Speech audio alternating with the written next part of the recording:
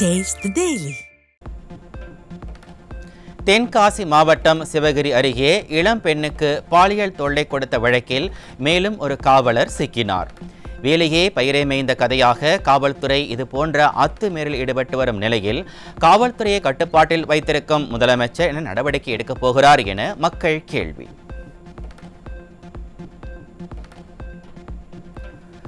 அண்ணா பல்கலைக்கழக மாணவி பாலியல் வன்கொடுமை வழக்கு விசாரணையில் பத்திரிகையாளர்கள் போன்களை பறிமுதல் செய்ய வேண்டிய அவசியம் என்ன?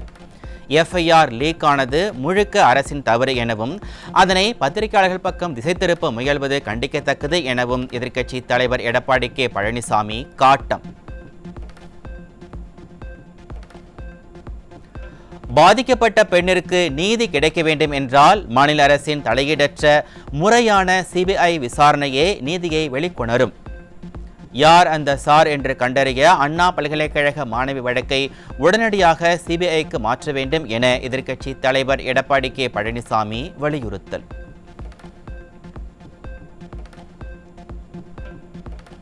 பெண்களுக்கான T20 உலகக்கோப்பை கிரிக்கெட் போட்டியில் வாகை சூடியுள்ள இந்திய வீராங்கனைகளுக்கு நெஞ்சம் நிறைந்த வாழ்த்துகள்.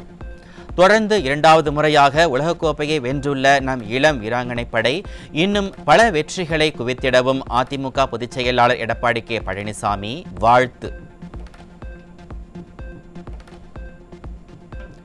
கழகத்தில் புதிதாக பல்வேறு பொறுப்புகளில் நியமிக்கப்பட்டுள்ள கழக நிர்வாகிகள் சென்னை பசுமை வழிச்சாலையில் உள்ள இல்லத்தில் அதிமுக பொதுச் செயலாளர் எடப்பாடி கே பழனிசாமியை நேரில் சந்தித்து வாழ்த்து பெற்றனர். நிகழ்ச்சியின் போது கோவை புறநகர் தெற்கு மாவட்ட கழக செயலாளரும் முன்னாள் அமைச்சருமான வேலுமணி உடனிருந்தார்.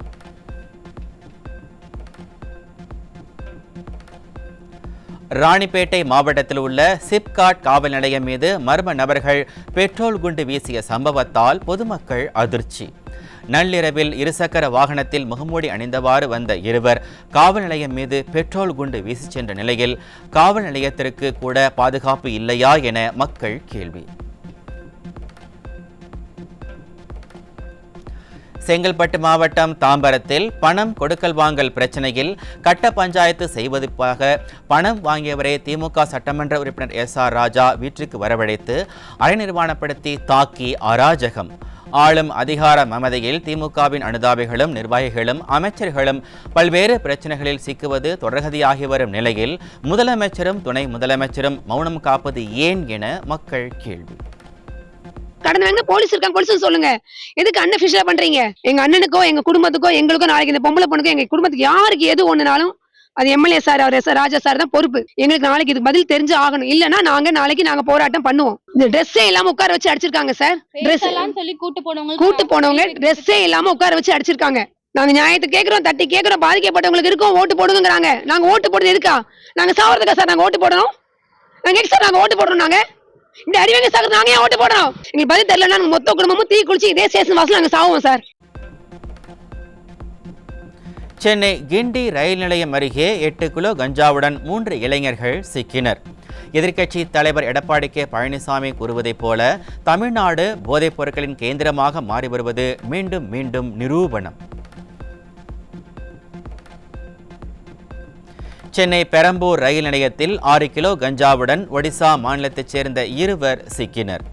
வட மாநிலங்களிலிருந்து தமிழ்நாட்டுக்கு தொடர்ந்து கஞ்சா உள்ளிட்ட போதைப் பொருட்கள் கடத்தி வரப்படும் நிலையில் ஸ்டாலின் அரசும் காவல்துறையும் கண்டும் காணாமல் இருப்பதாக மக்கள் குற்றச்சாட்டு. விழுப்புரம் மாவட்டம் திண்டிவனம் ரயில் நிலையம் அருகே பள்ளி கல்லூரி மாணவர்களை குறிவைத்து கஞ்சா விற்பனையில் ஈடுபட்ட 3 இளைஞர்கள் உட்பட 5 பேர் சிக்கினர். பிடிபட்டவர்களிடமிருந்து 3.5 கிலோ எடை கொண்ட கஞ்சா பறிமுதல் செய்யப்பட்ட நிலையில் திறனற்ற திமுக ஆட்சியில் கஞ்சா உள்ளிட்ட போதைப் பொருட்கள் சரளமாக கிடைப்பதாக பொதுமக்கள் குற்றச்சாட்டு. கோவை செட்டிப்பாளையம் பகுதியில் விற்பனைக்காக கடத்திச் செல்லப்பட்ட 1 கிலோ 150 கிராம் எடை கொண்ட கஞ்சாவுடன் சிறுவர் உட்பட 2 சிக்கினர். நிர்வாக திறனற்ற திமுக ஆட்சியில் சிறுவர் முதல் முதியவர்கள் வரை கஞ்சா விற்பனையில் ஈடுபட்டு வரும் நிலையில் கஞ்சா விற்பனையை தடுக்க அரசு என்ன நடவடிக்கை எடுக்கப் போகிறது என மக்கள் கேள்வி. கோவை காந்தி நகரில் 318 போதை மாத்திரைகளுடன் 3 இளைஞர்கள் சிக்கினர். மும்பையிலிருந்து கொரியர் மூலம் கடத்தி வரப்பட்ட நிலையில் கல்லூரி மற்றும் பள்ளி மாணவர்களை குறிவைத்து விற்பனை செய்து வந்தது அம்பலம்.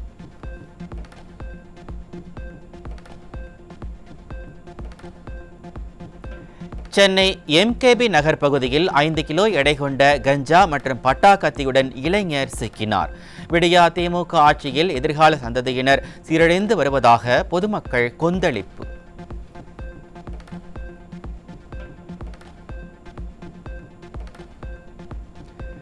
சென்னை பெரியமேடு பகுதியில் தடை செய்யப்பட்ட 17.65 கிலோ குட்கா பாக்கெட்டுகள் வைத்திருந்த 2 பேர் சிக்கினர். விடியா திமுக ஆட்சியில் போதை கலாச்சாரம் அதிகரித்து வருவதாக பொதுமக்கள் குற்றச்சாட்டு.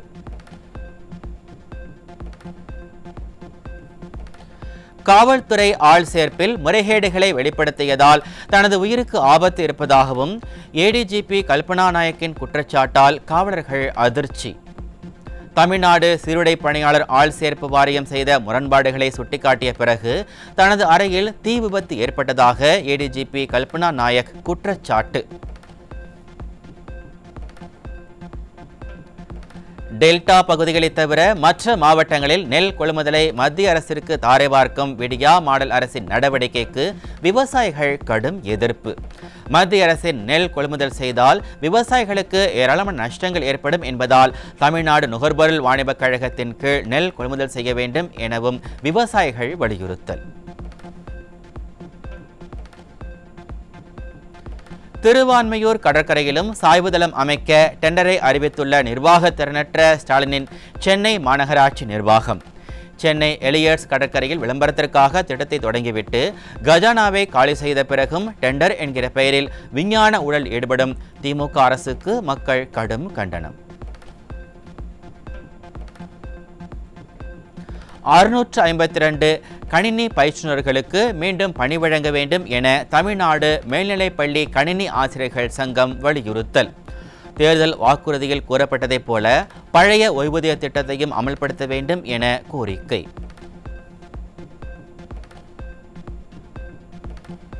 போக்குவரத்து ஊழியர்களுக்கு 15வது ஊதிய ஒப்பந்த பேச்சுவார்த்தை தொடங்காதை கண்டித்து வரும் 20ஆம் தேதிக்கு பிறகு வேலைநிறுத்த போராட்டத்தில் ஈடுபட முடிவு.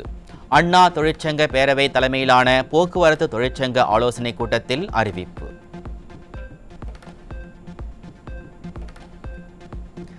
ராகிங் தடுப்பு விதிமுறைகளை பின்பற்றவில்லை என கூறி தமிழகத்தில் 2 கல்லூரிகள் உட்பட நாடு முழுவதும் 18 மருத்துவக் கல்லூரிகளுக்கு நோட்டீஸ் அனுப்பிய பல்கலைக்கழக மானியக் குழு விரிவான விளக்கத்தை சமர்ப்பிக்க வேண்டும் என்றும், இல்லையெனில் கடும் நடவடிக்கை எடுக்கப்படும் எனவும் நோட்டீஸ் விநியோகம். தமிழகம் முழுவதும் 54,439 அங்கன்வாடி மையங்களில் 27,000க்கும் மேற்பட்ட ஆசிரியர் சமையலர் பணியிடங்கள் காலியாக இருப்பதாக குற்றச்சாட்டு. குழந்தைகளின் அடிப்படை கல்வி பாதிக்கும் சூழல் இருப்பதால் இனியாவது காலி பணியிடங்களை உடனே நிரப்ப வேண்டும் என பெற்றோர் மற்றும் பொதுமக்கள் ஸ்டாலின் அரசுக்கு வலியுறுத்தல். வீட்டு வசதி நகர்ப்புற வளர்ச்சித்துறையின் கீழ் செயல்படும் பல்வேறு துறை அதிகாரிகள் 1570 வழக்குகளில் பதில் மனு தாக்கல் செய்யாமல் இருப்பதாக நீதிமன்றம் வேதனை. திராவிட மாடல் அரசுக்கு நீதிமன்றம் தொடர்ந்து குட்டு வைத்து வரும் அவலம். வரும் 11ஆம் தேதி முதல் டாஸ்மாக் பணியாளர்கள் வேலைநிறுத்த போராட்டத்தில் ஈடுபட போவதாக அறிவிப்பு. பணி நிரந்தரம், அரசு ஊழியர்களுக்கு இணையான சம்பளம் மற்றும் ஓய்வூதியம் உள்ளிட்ட பல்வேறு கோரிக்கைகளை நிறைவேற்ற வலியுறுத்தி போராட்டம்.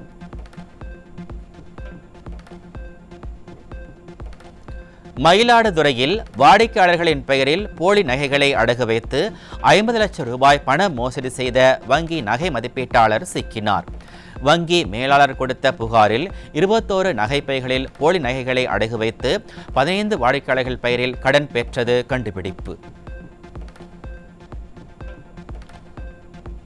கச்சத்தீவு அருகே மீன்பிடித்துக் கொண்டிருந்த ராமநாதபுரம் மாவட்டத்தைச் சேர்ந்த 10 மீனவர்களை எல்லை தாண்டி மீன்பிடித்ததாக கூறி கைது செய்து இலங்கை கடற்படை அட்டூழியம். விளம்பர மாடல் மத்திய மாநில அரசுகள் இலங்கை கடற்படையின் அராஜகத்தை கைகட்டி வேடிக்கை பார்ப்பதாக மீனவர்கள் மற்றும் பொதுமக்கள் குற்றச்சாட்டு. சென்னை கிழக்கு கடற்கரை சாலையில் பெண்கள் பயணித்த காரை துரத்திய விவகாரத்தில் சிக்கிய சந்துரு யாரோ ஒருவரின் கட்டாயத்தின் பெயரில் தனது உறவினர்கள் அதிமுகவைச் சேர்ந்தவர்கள் என கூறியிருப்பதாக மக்கள் சந்தேகம். வாக்குமூல வீடியோவை முழுவதுமாக வெளியிடாமல் சிலவற்றை மட்டும் வெளியிட்ட நபர் யார் எனவும் மக்கள் கேள்வி. யாருடைய கட்டாயத்தின் பேரில் சந்துரு வாக்குமூலம் அளித்தார் என்று கேள்வி எழுப்பியுள்ள மக்கள், ஸ்டாலின் மாடல் திமுக அரசு நடத்துவது சட்டத்தின் ஆட்சியா அல்லது சமூக வலைதளங்களுக்கான ஆட்சியா எனவும் கேள்வி. சந்துருவின் வீடியோவை வெளியிட்டதைப் போல அண்ணா பல்கலைக்கழக மாணவி பாலியல் வன்கொடுமை வழக்கில் தொடர்புடைய ஞானசேகரின் வாக்குமூலத்தை திமுக அரசு வெளியிடுமா எனவும் மக்கள் ஆதங்கம். மதுரை மாவட்டம் நாகையாபுரம் காவல் நிலையத்தில் பணியாற்றி வரும் காவலர் மனைவி கண்முன்னே கத்தியால் சரமாரியாக குத்தி கொலை. திறனற்ற ஸ்டாலின் ஆட்சியில் காவலர்களுக்கே போதிய பாதுகாப்பு இல்லை என பொதுமக்கள் குற்றச்சாட்டு. திருநெல்வேலி மாவட்டம் தச்சநல்லூரில் மது போதையில் நண்பர்களுக்கு இடையே ஏற்பட்ட மோதலில் அரிவாள் வெட்டு. நிர்வாக திறனற்ற திமுக ஆட்சியில் மது போதையால் கொலை முயற்சி, பாலியல் வன்கொடுமை போன்றவை சர்வசாதாரணமாக அரங்கேறுவதாக மக்கள் வேதனை. தூத்துக்குடி அருகே வீட்டை அடகு வைத்து பெற்ற கடனுக்காக வீடு ஜப்தி செய்யப்பட்டதை கண்டித்து தம்பதியினர் விஷம் அருந்திய நிலையில் கணவர் உயிரிழப்பு. 45 நிமிடங்களுக்கு மேலாக உயிருக்கு போராடிய தனது தாய் தந்தையை மருத்துவ சிகிச்சைக்கு போலீசார் அனுப்ப வைக்காமல் அலட்சியமாக இருந்ததால் தந்தை உயிரிழந்ததாக மகன் குற்றச்சாட்டு. கீழே கடந்த மருந்து எடுத்து எங்கள் அப்பா குடித்து அங்கனே உட்காந்துட்டு அந்த வரைக்கும் யாருமே ஆம்புலன்ஸு கூப்பிடலை, போலீஸ்காரங்க யாருமே கூப்பிடல. பக்கத்தில் வரவங்க எல்லாத்தையுமே நீங்கள் வந்து கூப்பிட்டீங்கன்னா எதுவும் சொன்னீங்கன்னா நான் வந்து உங்கள் மேலேயும் கேஸ் போடுவேன் அப்படின்னு வந்து சொன்னாங்க. அந்த அன்றைக்கி எங்கள் அப்பா 3/4 மணி நேரமாக ரொம்ப முடியாமல் தான் இருந்தாங்க. அந்த அன்றைக்கி வாயிலேருந்து முறையாக வந்துட்டு அதுக்கப்புறம் தான் போலீஸ்காரங்க ஆம்புலன்ஸை கூப்பிட்டு அந்த அன்றைக்கி போகிற வழியிலே எங்கள் இறந்துட்டாங்க. அதுக்கு நீங்கள் தான் ஏதாட்டும் செய்யணும். 10 நாய் வீட்டுக்குள்ளேயே வச்சு லாக் பண்ணிவிட்டு 2 பை நிறைய டாக்குமெண்ட் எல்லாத்தையும் தூக்கிட்டு போயிருக்காங்க. 50,000 ரூபா பணம் வேறு வச்சுருந்தாங்க, அதையும் தூக்கிட்டு போயிருக்காங்க. நீங்கள் தான். ராமேஸ்வரம் அருகே முன்விரோதம் காரணமாக வாளை வைத்து சரமாரியாக வெட்டியதில் ஒருவர் படுகாயம். பொதுமக்களை தனிநபர் மிரட்டும் அளவிற்கு விடியா திமுக ஆட்சியில் சட்டம் ஒழுங்கு சந்தி சிரித்து வருவதாக குற்றச்சாட்டு.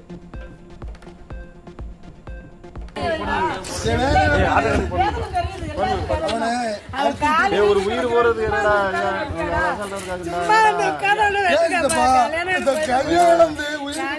அவனதான் அறிவில்லாம இருக்கான உனக்கு என்னடா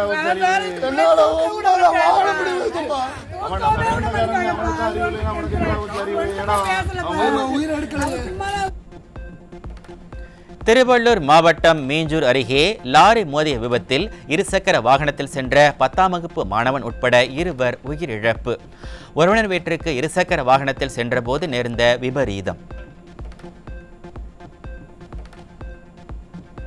விடியா திமுக அரசை கண்டித்து விருதுநகர் மாவட்டம் ராஜபாளையத்தில் கருப்பு பட்டை அணிந்து தொடக்கப்பள்ளி ஆசிரியர்கள் ஆர்ப்பாட்டம். தேர்தல் காலத்தில் கூறியவாறு புதிய ஓய்வூதிய திட்டத்தை ரத்து செய்து பழைய ஓய்வூதிய திட்டத்தை அமல்படுத்த வலியுறுத்தி முழக்கம்.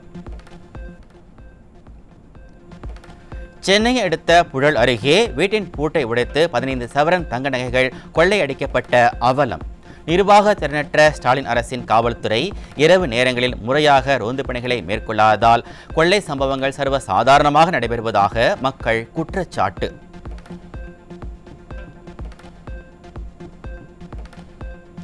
சேலம் மாவட்டம் ஆத்தூர் அருகே போக்குவரத்து காவலர்கள் வீட்டில் கொள்ளையடிக்கப்பட்ட சம்பவத்தால் பொதுமக்கள் அதிர்ச்சி. நிர்வாக திறனற்ற திமுக ஆட்சியில் காவலர்களின் வீடுகளுக்கு கூட பாதுகாப்பு இல்லை என மக்கள் குற்றச்சாட்டு. ஈரோடு மாவட்டம் தாளவாடியில் முட்டைக்கோஸ் அடிமாட்டு விலைக்கு கொள்முதல் செய்யப்படுவதால் விவசாயிகளுக்கு பெருத்த நஷ்டம். விடியா அரசு காய்கறிகள் கொள்முதலுக்கு அடிப்படை விலையை நிர்ணயம் செய்ய வேண்டும் என விவசாயிகள் கோரிக்கை. ஸ்டாலின் ஆட்சியில் போக்குவரத்து துறை ஓட்டை உடைசல் பேருந்துகளை இயக்கி வரும் நிலையில் ராமநாதபுரத்தில் அரசு பேருந்தின் டயர் வெடித்து பெண் பயணி காயமடைந்த அவலம். ஓட்டுநரும் நடத்துனரும் காயமடைந்த பெண்ணை மருத்துவமனைக்கு அனுப்பி வைக்காமல் மாற்று பேருந்தில் அனுப்பி வைத்ததாக பொதுமக்கள் குற்றச்சாட்டு.